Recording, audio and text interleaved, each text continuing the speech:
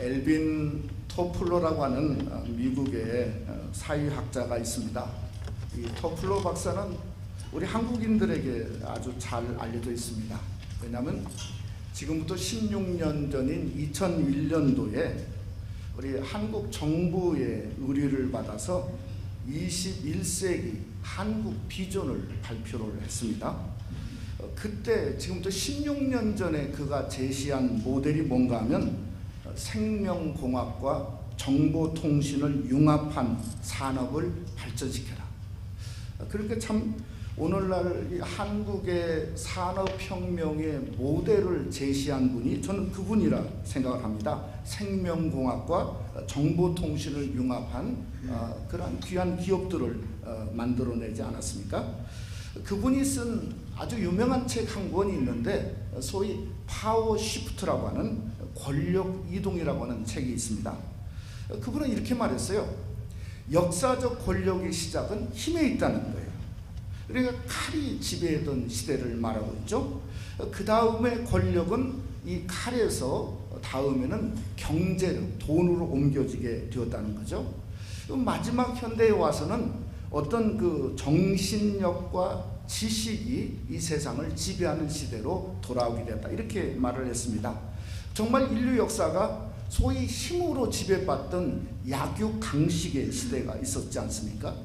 또 우리 중세로부터는 뭔가 어떤 그 돈이라고 하는 경제적인 파워가 사실은 지금도 지배하고 있습니다.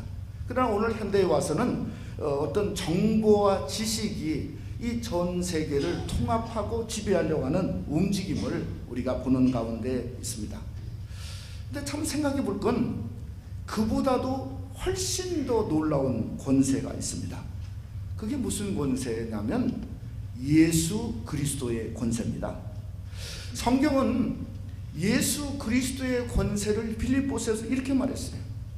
2장 9절과 11절에 보면 이름으로 하나님이 그를 지극히 높여 모든 이름 위에 뛰어난 이름을 주사 모든 무릎을 예수의 이름에 꿇게 하시고 모든 입으로 예수 그리스도를 주라 시인하여 하나님 아버지께 영광을 돌리게 하셨느니라.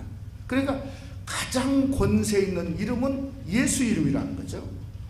또 예수의 이름에 우리의 모든 무릎을 꿇고 예배할 수 있도록 만들고 예수를 향해서 우리가 모든 입으로 그분만이 로드, 주님이다 하는 것을 말할 수 있는 그 영광된 역사, 권세를 주님께 주었다는 겁니다. 오늘 본문 1절에 보니까 그 모든 권세를 가지신 그 예수님은 1절에 뭐라겠냐면 오른손에 7뼈를 붙잡고 7 금초대 사이를 거니시는 분이다 이렇게 말했어요. 7뼈는 뭔가 1장에 요한계시록 1장에 말하기를 7 교회의 사자라고 말했습니다. 또 그 다음에 7 촛대는 뭔가 7 교회라 성경은 말씀했습니다. 이게 아무리 이 세상의 권력이 파워가 시프트되고 계속 변화되고 변모된다 할지라도 하나님의 교회만은 변하면 안 된다는 거죠. 왜 안 되는가? 영원하신 주님이 오른손으로 그 교회를 붙잡고 붙들려 있기 때문에 그렇다는 거 아니겠습니까? 그래서 요한계시록을 통해서 사실은 오늘부터 7조에 거쳐서 이 아시아 7교회 시리즈로 상고하려고 하는 이유가 여기 있습니다. 뭔가 말세는 하나님의 교회밖에 소망이 없는 것 같아요. 그런데 참 문제가 뭔가 하면 안타까운 게 그 교회마저도 변하지 말고 빛과 소금의 사명을 감당해야 되는데 그렇지 아니하고 깨어지고 무너지고 있기 때문에 그렇다는 겁니다. 그래서 정말 이 말씀 속에서 교회의 본질이 무엇인가를 한번 우리 새생명교회가 이 말씀 속에 찾아보는 것이 지금 와서 너무 중요하다고 생각이 되어집니다. 제가 오늘 본문을 보면서 너무 아이러니컬한 건 뭔가 하면 이 에베소 교회의 교인은 누가 썼냐면 사도 요한이 요한계시록을 쓰면서 오늘 본문에 말하고 있는데 오늘 에베소 교회에 말았는데 그 요한이 자기가 목회하는 교회를 주님이 먼저 말했어요. 그러니까 요한은 그 에베소 교회의 담임 목사였어요. 그런데 복음을 전하다가 우리가 잘한 대로 그저 잡혀서 밤모라고 하는 섬에 갔다가 환상 중에 영광의 그리스도를 만나게 되고 요한계시록을 기록하게 되었는데, 아니 2장에 와서 아시아 7교회 중에 많은 교회가 있는데 첫 번째로 에베소 교회에 대해서 듣게 되었다는 거예요.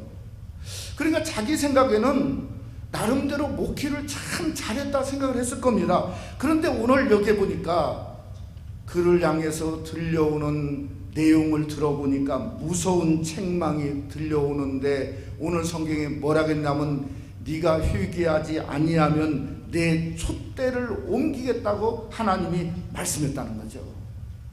그러니까 엄청난 책망을 받은 겁니다.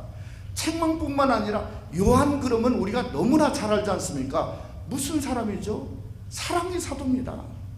우리가 요한의 메시지가 대부분이 뭔가? 사랑하라는 거예요. 사랑하라. 예? 아니 근데 사랑하라는데 그 사랑마저도 오늘 여기에 뭐라고 했냐면 너의 처음 사랑을 버렸다고 바로 주님이 책망하고 있다는 거예요. 그 쉽게 말하면 목회를 잘못했다는 거죠. 교회를 잘못 섬겼다고 말씀하고 있는 겁니다.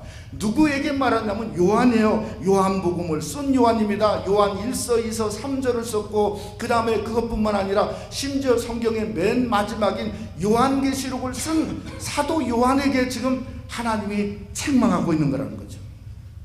그래서 저는 이 에베소의 오늘 본문의 이야기를 보면서 저도 떨립니다. 제가 제 자신 너무 책망받을 게 많이 있거든요.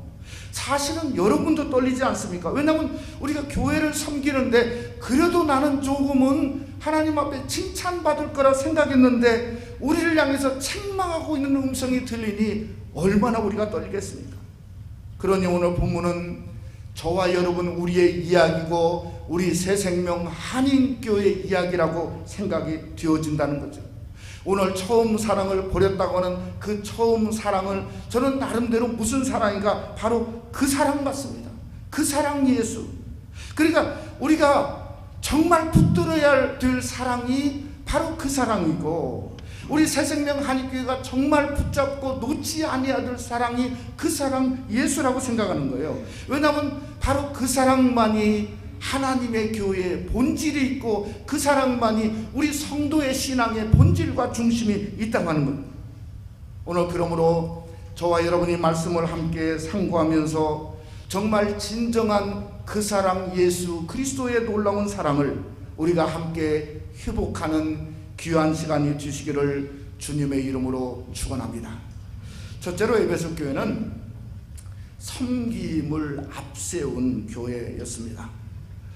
얼마 전에 이렇게 신문을 좀 보았더니 우리가 잘 아는 이 삼성이 다시 엄청난 흑자를 내면서 도약을 하고 있는 모습을 보았습니다.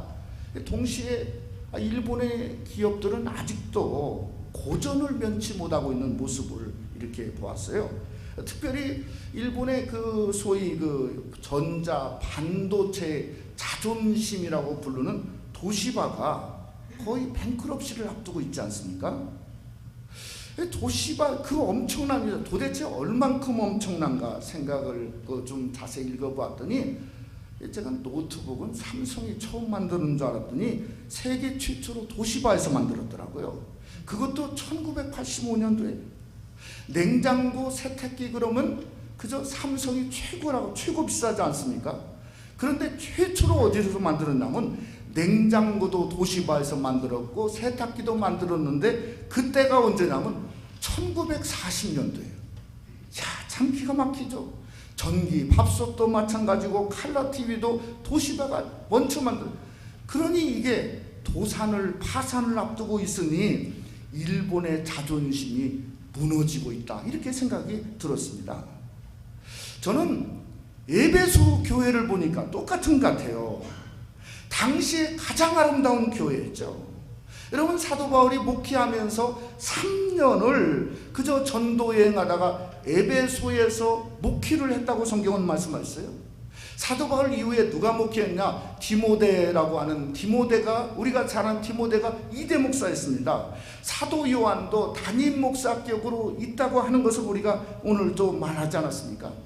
여러분 사도행전 2장에 보면 사도 바울이 예루살렘에 가서 순교할 마음으로 갔는데 가기 전에 사도행전 20장에 무슨 일이 있냐면 예루살렘에 가기 전에 에베소 교회 장로들을 불렀어요. 그래가지고 기도를 부탁했어요. 그냥 요즘 말로 말하면 그저 정말 당위가 구성되어져 있는 조직교회가 에베소 교회였다는 거예요. 에베소 교회는 어떤 영향력을 가졌는가? 사도행전 19장 19절에 보면 이런 말이 있습니다. 또 마술을 행하던 많은 사람이 그 책을 모아가지고 와서 모든 사람 앞에서 불사르니 그 책 값을 계산한 즉 은 5만이나 되더라. 이 에베소 지역에 마술을 행하던 사람들이 변화되었어요. 그래서 책을 모아가 또 전부 다 불을 텄는데 그 책값을 계산하니까 은 5만이 됐다는 거예요. 도대체 은 5만이 얼마일까?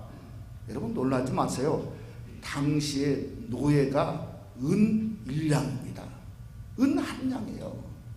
그러니까 노예 5만 명 값이 그저 택으로 값으로 전부 책으로 불탔다는 거예요. 그러니까 엄청난 일이 에베소 교회에 있는 거예요. 어떤 초대교회도 에베소 교회와 같은 그러한 대단한 그러한 교회가 없었다는 거죠. 여러분 그런 엄청난 교회가 그냥 이루어지게 되었습니까? 어떻게 이루어졌죠? 섬김입니다. 섬김. 사도 바울이 장로들에게도 말하지 않습니까? 내가 3년 동안 밤낮 쉬지 않고 눈물로 각 사람에게 훈계한 것을 기억하라. 사도행전 20장에 말하고 있습니다. 주님도 오늘 2절에 보니까 뭐라 했냐면 내가 내 행위와 내 수고와 내 인내를 안다고 그랬어요. 모른다고 하지 않았어요. 3절도 말하기를 내가 참고 견디고 게으르지 아니한 것을 안다고 성경은 분명히 말했어요. 그러니까 성도들과 교역자들이 함께 그 교회의 부흥을 위해서 눈물로 섬겼다는 거죠. 여러분 하나님의 교회는 눈물이 메마르면 안 된다는 겁니다. 저는 너무 감사한 건 지난 맥주절 새벽송의 한 주간 동안 우리 교회가 성전 사랑의 눈물을 다시 한번 되찾게 되었다는 게 얼마나 감사한지 모르겠어요. 그런데 주님은 오늘 성경은 뭐라겠냐면 그 교회가 처음 사랑을 버렸다고 말씀하고 있어요. 그래서 책망했어요.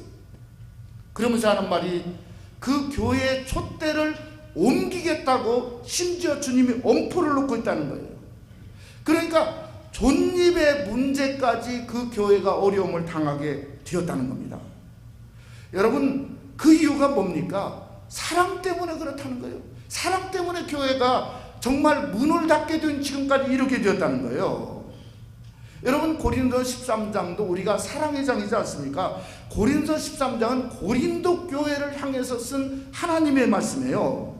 거기에 뭐라고 했어요? 사도 바울이 이렇게 말하지 않았습니까? 사랑이 없으면 아무리 천사의 말을 한더라도 울리는 꽹과리로 변한다 이거예요. 또 2절은 보니까 산을 옮길 만한 대단한 믿음이 있다고 할지라도 사랑이 없으면 뭔가 내가 아무것도 아니에요. 아무것도 아니에요. 아무것도 아니에요. 그 교회도 그러니까 아무것도 아닌 교회가 되는 거예요.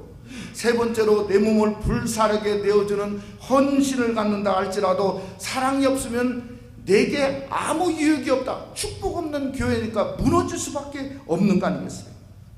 그래서 사랑이 교회의 본질인 줄을 믿으시기를 주님의 이름으로 축원합니다. 저는 에베소 교회를 목회하던 사도 요한이 그걸 몰랐을까요? 아니 그 요한의 이름이 사랑의 사도인데 그 교회의 현주소가 어떠한지를 왜 모르겠습니까? 알았을 거라고 생각해요. 그걸 어떻게 알 수 있냐? 요한일서에 보니까 왜 그런지 사도 요한은 사랑하라 사랑하라 사랑하다 계속 반복하는 이유가 그 교회는 뭔가 형식은 대단히 가졌는데 하나가 비었습니다. 사랑하지 않았던 게 비었던 것 같아요. 제가 요한일서를 읽다 보니까 3장에서 이런 말씀을 찾게 되었어요. 3장 11절로 12절에 보니까 우리는 서로 사랑할지니 이는 너희가 처음부터 들은 소식이라. 그 다음에 뭐라 하겠습니까? 가인같이 하지 말라. 아니 갑자기 사랑하라 얘기해놓고 가인같이 하지 말라. 도대체 이게 무슨 이야기일까 생각을 해보다가 깜짝 놀랐어요. 가인이 뭘 했냐면요, 자기 동생을 죽였지 않습니까? 하나님이 물어봤어요, 가인에게. 가인아, 네 아우가 어디 있느냐? 그랬더니 뭐라겠죠? 대답이 나는 모릅니다. 또 하나 뭐라겠죠? 내가 아우를 지키는 사람입니까? 하나님 앞에 분노하면서 대들었어요. 아니, 여기가 그것이 교회라고 하는 교회 존재에 흔들림이 있지 않을까요? 나 때문에 상처를 받았는데 뻔히 알고도 하는 말이 나는 모른다 이거예요. 나는 저 사람 왜 상처받았는지 나는 모른다 이거예요. 말로 때로는 상처 주고 그저 아파서 힘들고 하는 모습을 보면서도 그냥 시집이 딱 되는 거예요. 나는 그런 얘기 한 적이 없다는 거예요. 나는 모른다는 거예요. 그러니까 내 문제가 아니고 내 때문이 아니고 뭔가 하는 말이 내가 그 사람과 상관없는데 내가 형제를 지키는 사람입니까? 그게 뭡니까? 가인이 했다는 거죠. 가인이. 그러면서 가인은 열심히 예배를 드리고 하나님 앞에 예물을 드리고 섬긴다고 한다면 그것은 가인 같지 않은 성도가 교회의 모습이라는 거예요. 여러분, 우리는 가인 같이 하지 마시기를 주님의 이름으로 축원합니다. 그러면 안 되는 거예요. 하나님의 교회가 본질이 사라지는 거죠. 여러분, 그러니까 에베소 교회가 첫사랑이 버린 것은 그 사랑이 식은 게 아닌 것 같아요. 식은 마음이 아닌 것 같아요. 아예 본질적으로 그건 잘못된 사랑이에요. 잘못된 원시라고. 그러니까 주님 말하기를 촛대를 옮기겠다고 하나님이 말씀하고 있다는 겁니다. 여러분, 교회는 섬김을 앞서고 섬김이 앞서는 교회가 교회의 모습이 아니라 사랑을 앞서는 교회가 교회의 참모습인 것을 아시기를 주님의 이름으로 축원합니다. 사랑이 교회의 본질이라는 거예요. 그래서 교회는 사랑을 앞세고 섬김보다 앞서야 돼요. 여러분, 로마교회도 마찬가지였습니다. 로마서 15장에 뭐라고 했죠? 믿음이 강한 자는 연약한 자의 약점을 담당할 것이라. 그러니까 약점을 어떻게든 담당하고 덮어주는 사랑의 공동체가 다름 아닌 본질에 충실한 교회의 모습이라는 거예요. 덮음이 많고 서로 격려하고 위로함이 많고 하는 것이, 그것이 넘치는 사랑의 교회고, 저는 우리 새생명교회 여러분의 섬김을 통해서 사랑을 앞세우시기를 주님의 이름으로 축원합니다. 제가 한 2주 전 목요일에 우리 시몬 선교에서 친목회가 있었습니다. 식사하는 게 시몬 선교의 친목회 중요한 일인데, 제가 거기 가서 이렇게 어르신들을 가만히 이렇게 좀 보면서, 아니, 어르신들끼리 서로 격려하고 그렇게 챙겨주시는 모습이 너무 아름다웠어요. 제가 가만히 보다 보니까 깨달은 게 있습니다. 상하가 힘드신 분, 상하가 힘들다는 건 일어나고 앉는 게 힘드신 분은 누가 채워주시냐면 좌우가 힘드신 분들이 채워주시더라고요. 또 좌우가 힘드신 분들은 누가 챙겨주냐면 천천히 걸어가는 분들이 챙겨주시더라고요. 천천히 걸어가는 분들은 누가 챙겨주시냐? 목소리 큰 분들이 챙겨주시더라고요. 여러분, 무슨 말인가? 제가 보면서 참 하나님의 교회가 우리 시몬 선교처럼 서로 사랑했으면 좋겠다. 사랑하는 성도 여러분, 고린도서 13장 13절은 이렇게 말합니다. 그런즉 믿음, 소망, 사랑, 이 세 가지는 항상 있을 것인데 그 중에 제일은 뭐라고요? 사랑입니다. 사랑. 사랑이 교회의 본질이기 때문에 그래요. 가장 큰 본질이죠. 가인처럼 행하면 안 된다는 거예요. 예수님처럼 저 십자가를 통해서 덮어주고 위로해주고 사랑해주고 격려해줄 때 사랑이 최고요, 사랑이 제일이요, 사랑이 본질이요, 사랑이 첫째인 것처럼 하나님 보시기에도 사랑으로, 또 교회도 사랑으로, 그래서 하나님 보시기에 첫째인 교회요, 그저 최고인 교회요, 하나님의 본질을 드러낼 수 있는 성도와 교회가 되시기를 주님의 이름으로 축원합니다. 두 번째로 에베소 교회는 회복의 은혜가 임한 교회였습니다. 저는 오늘 본문을 보면서 요한계시록 2장과 3장에 나오는 이 아시아 7교회에 말씀하시는 성령의 음성, 그 주님의 모습을 보면서 참 주님을 찬양하는 마음이 다시금 뜨겁게 올라왔어요. 그 이유가 뭔가 하면요, 책망만 있는 줄 알았더니 책망을 목적으로 하신 게 아니라 교회의 치유를 목적으로 아시아 7교회에 말씀하셨다는 걸 깨닫게 되었어요. 그러니까 하나님 말씀은 항상 우리를 비록 책망하지만은 책망마저도 치유의 말씀인 줄을 믿으시기를 주님의 이름으로 축원합니다. 이 복음서에 보니까 예수님의 모습이 그렇더라고요. 여러분, 예수님이 어떤 일을 행하셨냐? 우리 마태복음 4장 23절 말씀 우리 한번 다 같이 함께 한번 봉독해 봅니다. 예수께서 온 갈릴리에 두루 다니사 그들의 회당에서 가르치시며 천국 복음을 전파하시며 백성 중에 모든 병과 모든 약한 것을 고치신다. 그러니까 주님은 모든 백성 중에 모든 병을 고치시는데 그 다음에 뭐라 했냐면 모든 약한 것도 고치셨다. 도대체 약한 게 뭔가 생각해보면 요즘 말로 말하면 마음의 상처입니다. 겉은 드러나지 않는데 속으로 깊은 상처들이 놓여있지 않습니까? 그런데 오늘날은 그게 훨씬 치명적이에요. 그런데 우리 주님은 모든 병과 모든 약한 것을 고치신 거예요. 여러분의 마음의 속병도 고치시고 어려움, 어두움도 고치시고 우울병도 고치시고 그저 주님 안에서 새로운 역사가 일어나기 때문에 예수님 앞에 치유받는 여러분이 되시기를 주님의 이름으로 축원합니다. 그래서 주님은 치료자이시며 치유자이신 분이세요. 저는 에베소 교회도 마찬가지예요. 주님이 말씀하시기를 말씀을 통해서 그 교회를 살리고 계시다는 거예요. 치유하고 회복하는 은혜의 말씀에 은혜의 방편으로 주신 게 있는데 전 두 가지로 생각해 봤어요. 첫째는 뭔가 하면 돌이켜보라는 거예요.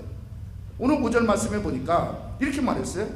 그러므로 어디서 떨어진 것을 생각하고, 그러니까 넘어진 장소가 있다는 거예요. 어제 어느 분이 넘어지셔가지고 힘들어 하셨는데 넘어진 장소를 분명히 얘기하더라고요. 넘어진 장소가 있어요. 네?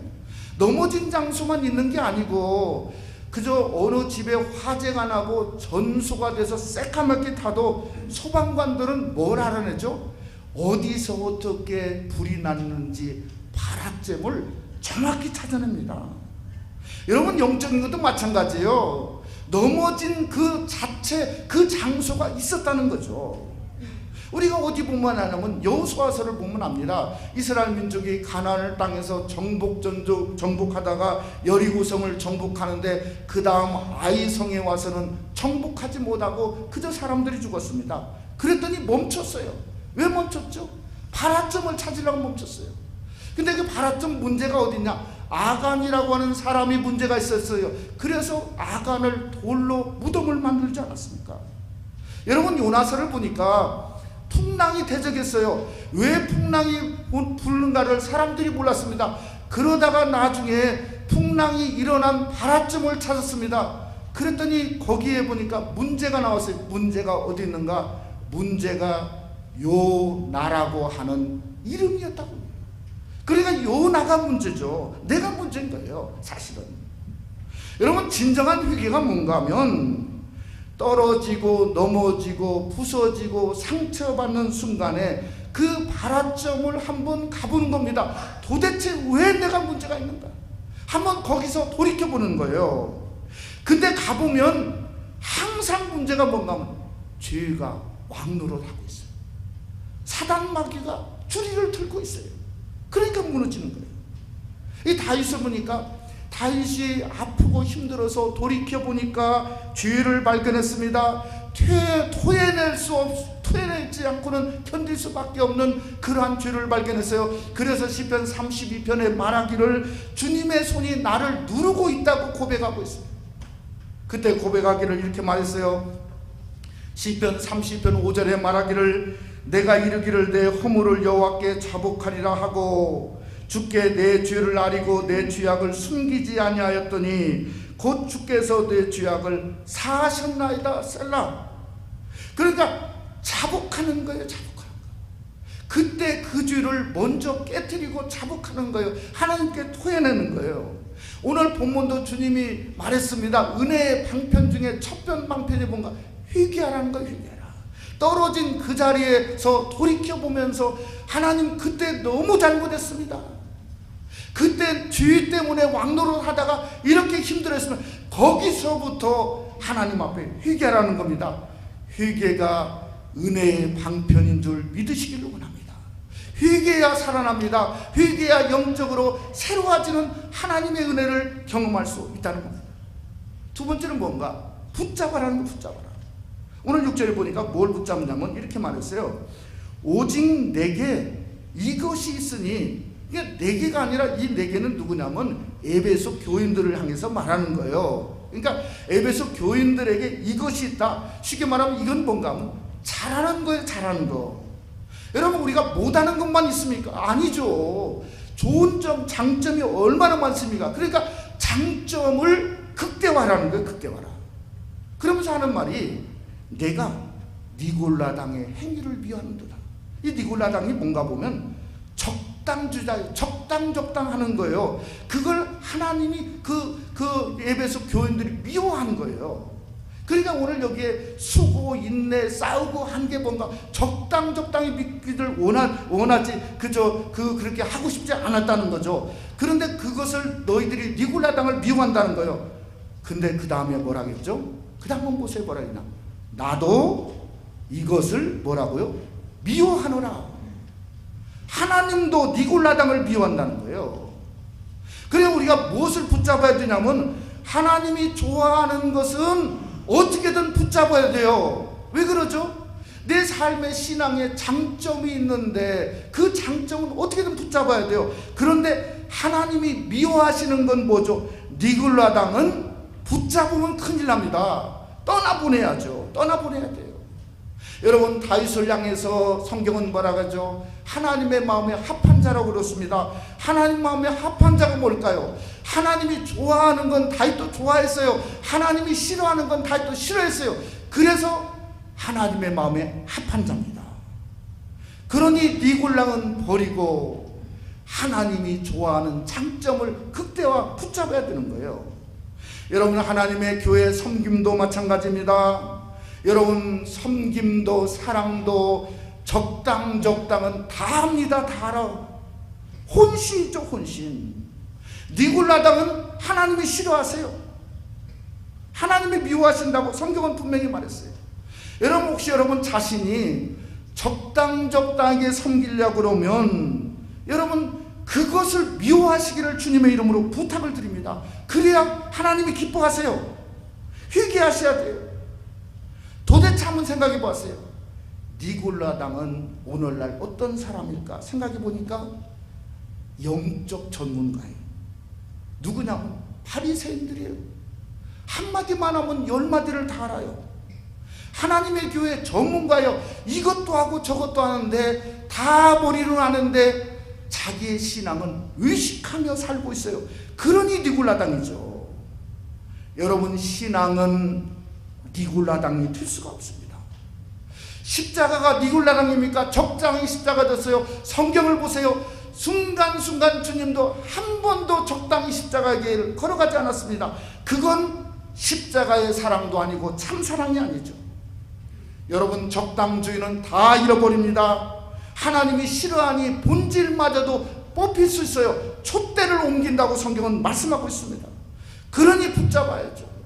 하나님이 칭찬받는 거, 하나님이 기뻐하는 거, 내 신앙생활에 이것은 하나님이 좋아하는데 그건 어떤 일이 있어 붙잡아야죠. 그런데 가장 하나님이 기뻐하는 게 뭔가 하면 사랑하는 겁니다. 믿으십니까?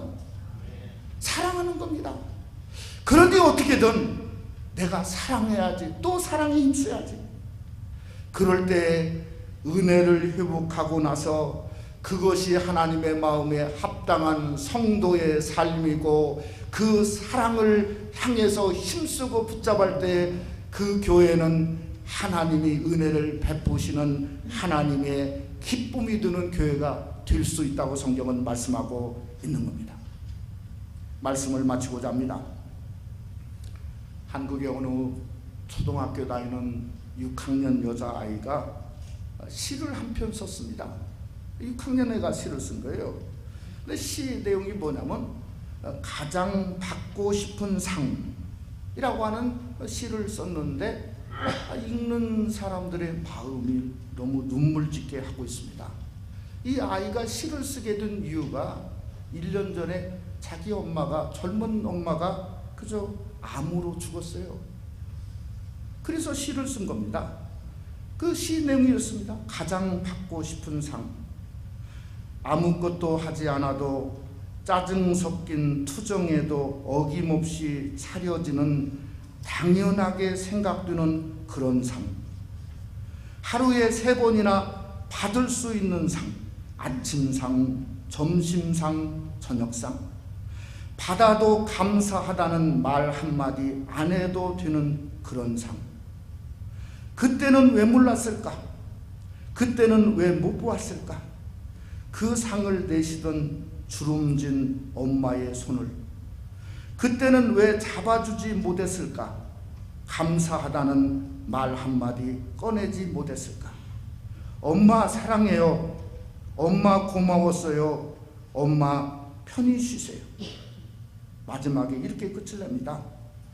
세상에서 가장 받고 싶은 엄마 상, 이제 받을 수 없어요. 하지만 아직도 그리운 엄마의 밥상, 세상에서 가장 받고 싶은 울 엄마 얼굴상. 그리고 끝을 맺었어요.